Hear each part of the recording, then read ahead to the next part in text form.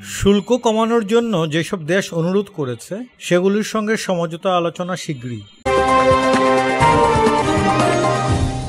শুল্ক কমানোর অনুরোধ জানিয়ে যেসব দেশ ইতিমধ্যে হোয়াইট হাউসের সঙ্গে যোগাযোগ করেছে সেসব দেশের সঙ্গে শিগগিরই সমঝোতা আলোচনা শুরু করার কথা বলেছেন মার্কিন প্রেসিডেন্ট ডোনাল্ড ট্রাম্প। একই সঙ্গে চীন নতুন করে যে শুল্ক আরোপের ঘোষণা দিয়েছে সেটা প্রত্যাহার না করলে দেশটির উপর আরও 50% শুল্ক আরোপের হুমকি দিয়েছেন তিনি। আর সোমবার নিজের মালিকানাধীন সামাজিক যোগাযোগ মাধ্যম ট্রুথ সোশ্যালে এক পোস্টে এইসব কথা বলেছেন ট্রাম্প। হোয়াইট হাউসের পক্ষ থেকেও এএফপিকে বিষয়টি নিশ্চিত করা হয়েছে। 2 এপ্রিল বিভিন্ন দেশের পণ্যের উপর পাল্টা শুল্ক আরোপ করেন ট্রাম্প। চীনের উপর আরোপ করা হয় 34% শুল্ক।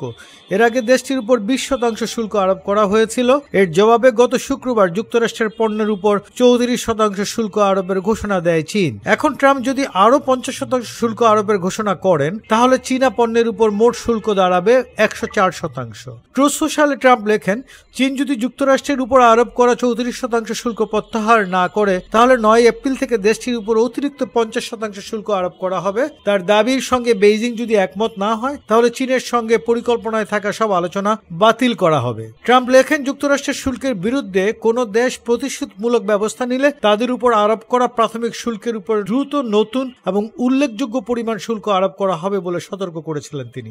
তারপরও চীন যুক্তরাষ্ট্রের উপর শুল্ক আরোপ করেছে। মার্কিন প্রেসিডেন্ট আরও লেখেন, এছাড়া চীনের অনুরোধের ভিত্তিতে যেসব বৈঠকের পরিকল্পনা করা হয়েছিল সেগুলো সব বাতিল করা হবে। আর অন্য যেসব দেশ যুক্তরাষ্ট্রের সঙ্গে বৈঠকের অনুরোধ করেছে তাদের সঙ্গে শিগগিরই আলোচনা শুরু হবে।